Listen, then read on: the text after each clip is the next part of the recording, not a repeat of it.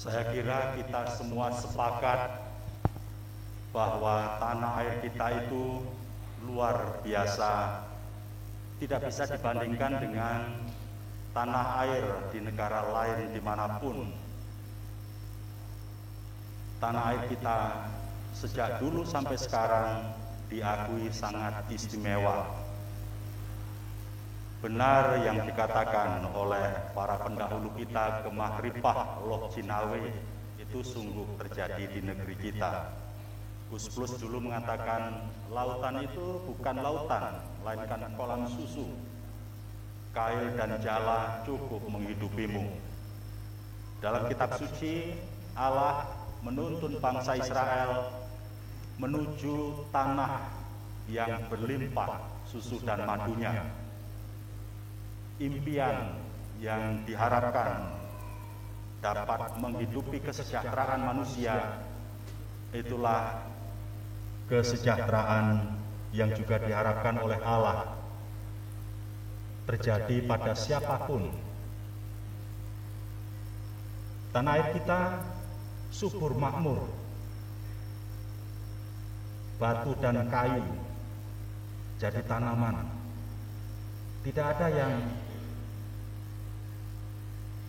mati, yang tidak memberikan manfaat untuk kesejahteraan anak bangsa. Sayangnya mimpi itu dan kenyataan itu belum ternikmati oleh semua anak bangsa. Amos dalam bacaan pertama yang terjadi ribuan tahun yang lalu ternyata terjadi juga dan masih terjadi di tempat kita ini. Bukan hanya para pemimpin yang gemar korupsi, tetapi bahkan sesama kita atau antar sesama rakyat jelata ada begitu banyak maling yang mengambil harta orang lain. Kritik Amos, seorang petani yang bagaimana merasakan hidup harian sengsara, melihat para pembesar berlomba-lomba untuk korupsi, dia berseru dengan lantang untuk mempertobatkan orang-orang yang memakan sesamanya, menghisap sesamanya. Dalam pikiran orang-orang jahat selalu bagaimana caranya bisa memperkaya diri, bagaimana caranya bisa mengumpulkan harta sebanyak-banyaknya, pun kalau itu dilakukan dengan tidak baik. Itu terjadi di zaman Amos. Amos bahkan menjuluki orang-orang tersebut dengan lembu-lembu basan, orang-orang yang rakus, yang tamak, yang tidak memikirkan orang lain.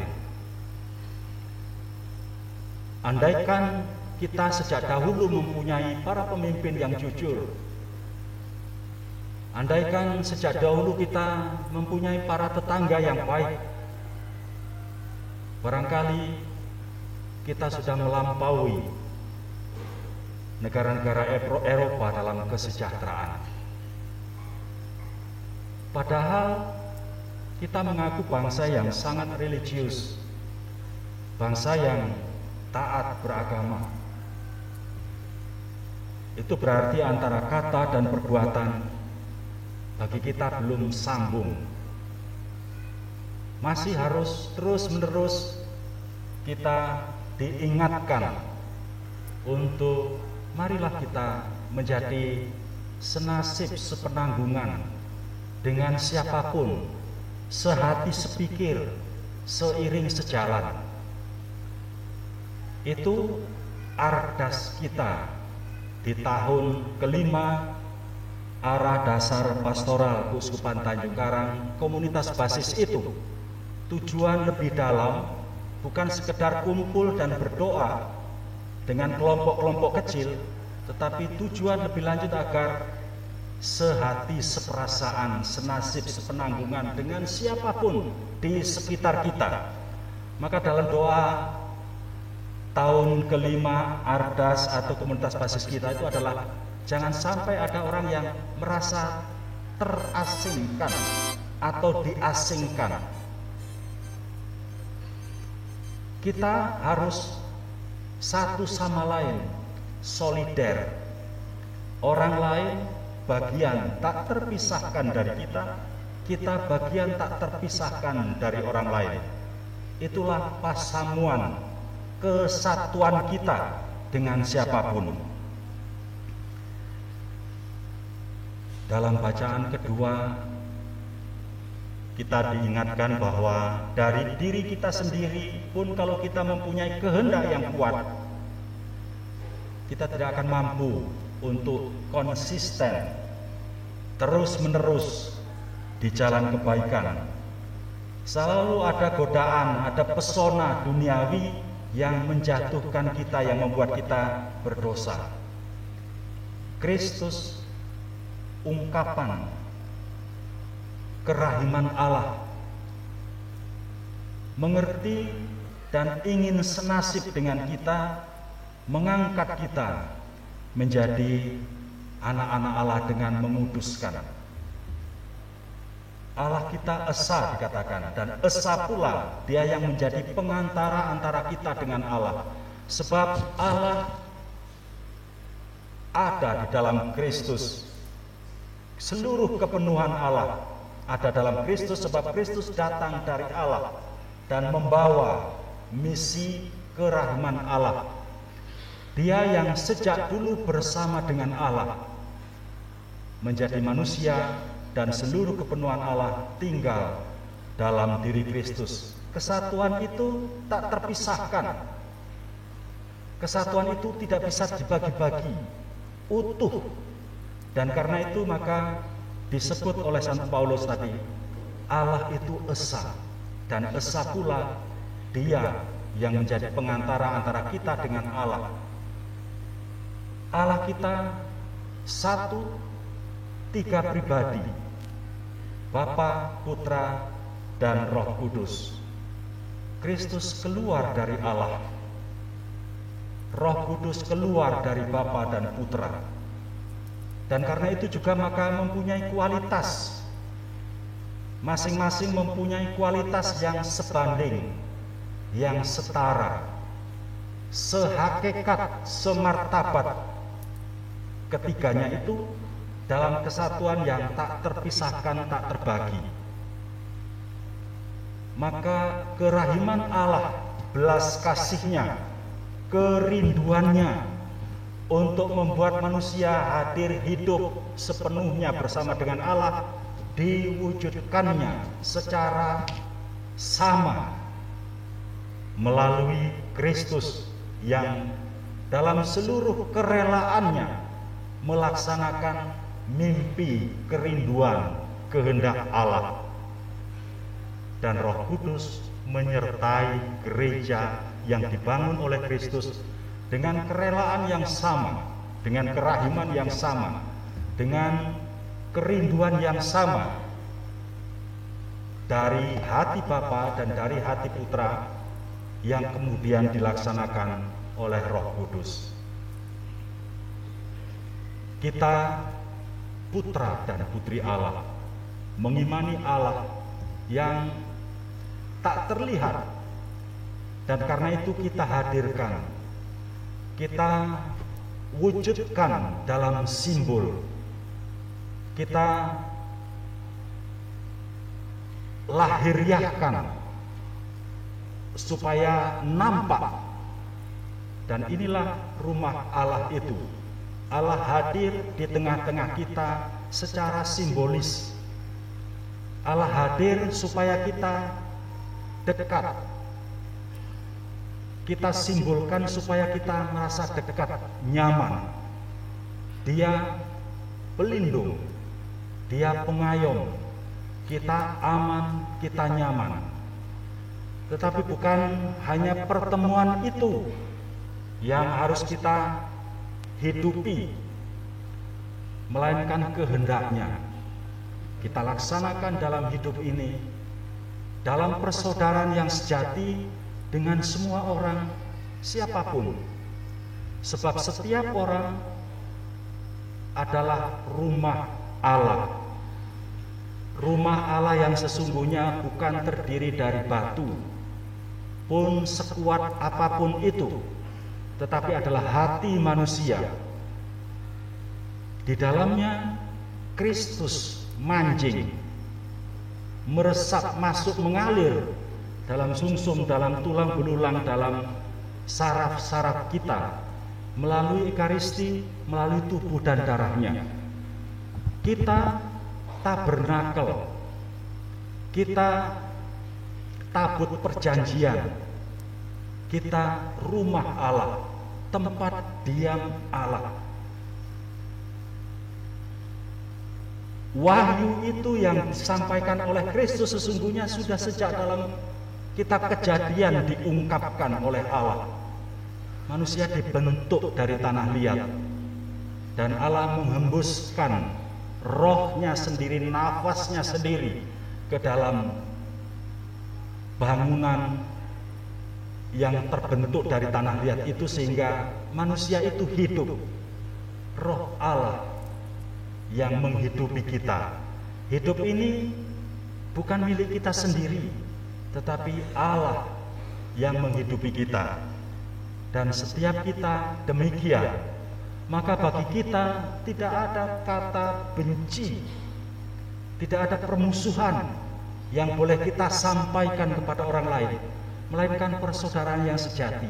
Orang lain siapapun bagian tak terpisahkan dari kita, karena kita semua bagian tak terpisahkan dari hidup Allah yang kita imani sebagai Dia sumber kehidupan kita. Sebagian dari Anda akan menerima sakramen Krisma, tanda kedewasaan secara rohani. Kedewasaan rohani hampir sama bandingannya dengan kedewasaan lahiriah, kedewasaan orang di dalam rumah masing-masing. Ketika seseorang lahir dalam rumah tangga, dia sudah menjadi bagian tak terpisahkan dari rumah tangga itu, dari keluarga itu, anggota penuh keluarga itu. Tidak ada orang tua yang mengatakan dia hanya anakmu dan bukan anakku. Tidak ada anak yang lahir akan menjadi setengah, predikatnya setengah dari keluarga. Anak atau orang yang lahir dalam gereja melalui permandian sebetulnya juga sudah menjadi anggota gereja penuh. Namun seperti dalam keluarga, seorang anak yang lahir belum akan diberi tanggung jawab. Orang yang lebih dewasa, terutama para orang tua, bahkan masih harus membimbing, masih harus membantu, masih harus mencari rezeki agar dapat memberikan makanan bergizi agar anak itu tumbuh sehat. Dalam Ekaristi kita diberi nutrisi rohani setelah kita dipermandikan, agar keberimanan kita tumbuh dan sehat. Ketika orang tidak lagi tertarik untuk hadir ke gereja dalam Ekaristi, keimanannya akan tipis, tidak sehat, bahkan bisa lepas. Seperti anak yang tidak diberi makanan bergizi, bisa jadi bahkan akan mati. Setelah anak diberi makanan bergizi, dia dewasa, berjambang, berjenggot, bengesan yang perempuan. Orang tua akan bangga, anakku sudah dewasa. Tetapi orang tua akan sangat kecewa kalau yang sudah berjambang, berjenggot atau sudah benggesan itu masih bertingkah laku kekanak-kanakan, masih harus diajari ini dan itu. Sama halnya ketika Anda dewasa dalam kerohanian, seharusnya tidak perlu lagi diajar-ajari untuk begini dan begitu. Dengan sendirinya dimanapun dan kapanpun bertingkah laku yang baik, melakukan perbuatan-perbuatan baik. Dan itulah artinya menjadi saksi Kristus, menghadirkan Kristus, menghidupi sukacita iman itu, membawa Kristus ke dalam kehidupan sehari-hari dengan hanya berbuat baik. Disitulah Kristus menjadi nampak bahwa Dia engkau bawa, bahwa engkau adalah bait Allah, bait Roh Kudus, rumah kediaman Allah. Orang tua akan sangat malu kalau anak-anaknya yang sudah dewasa bertingkah laku tidak baik. Hal yang sama pada gereja. Ketika anak-anaknya yang sudah dewasa dalam iman masih bertingkah laku yang tidak baik, pelaku dosa atau pendosa, pastilah itu memalukan. Lebih dalam lagi, orang dewasa dalam keluarga seharusnya ikut bertanggung jawab menghidupi keluarga itu. Bukan sekedar secara material agar dapur orang tua tetap ngepul. Bukan sekedar itu, tetapi mengharumkan nama keluarga, membuat nama orang tua dikenal karena perbuatan baik anak-anaknya. Bertanggung jawab secara dewasa dalam keluarga, begitulah menjaga nama baik orang tua, mengharumkan nama orang tua. Hal yang sama seharusnya demikian dalam kedewasaan kerohanian, mengharumkan nama gereja. Kita pastilah semua merasa atau tahu bahwa kita bagian kecil secara demografi di tanah air kita. Tetapi itu tidak berarti kita sembunyi di balik layar. Garam dan terang dunia itu, bahkan yang kecil ini justru harus tampil. Sebab apa? Sebab kita itu semartabat dengan siapapun, dengan kelompok manapun, dengan kelompok yang besar maupun yang sangat besar, maupun yang kecil, yang lebih kecil dari kita. Diakui secara sah oleh negara, dan karena itu maka kita semartabat. Tak pernah kita boleh sembunyi untuk ambil bagian dalam mewujudkan kemajuan bangsa dan negara kita. Mari kita juga jangan minder menjadi orang Katolik. Sekali lagi, kita semartabat, sederajat dengan kelompok manapun. Dan mari kita dengan perbuatan baik, dengan ambil bagian dalam kehidupan kebersamaan kita juga di masyarakat, kita menjadi saksi-saksi Kristus, hadir untuk bukan diri sendiri, bukan seperti yang dikatakan oleh Amos, bukan seperti yang terjadi dalam cerita Injil tadi, yang hanya mementingkan kehidupan lahiriah, tetapi kita rasul-rasul Tuhan yang menghadirkan jalan, kebenaran, dan hidup. Kita sendiri adalah sakramen keselamatan, penunjuk arah, tanda, rambu-rambu. Itulah sakramen artinya, penunjuk arah, rambu-rambu, sehingga orang yang bersama dengan kita, yang mengikuti kita, seperti mengikuti Kristus sendiri, jalan, kebenaran, dan hidup. Tidak bisa dipersalahkan karena kita berada dalam kebenaran, tidak akan kesasar karena kita berada di jalan yang benar, dan tidak akan mati sia-sia karena Kristus adalah kehidupan. Semoga dengan demikian sungguh kita rambu-rambu yang benar, sakramen keselamatan bagi semua orang. Tuhan memberkati kita. Amin.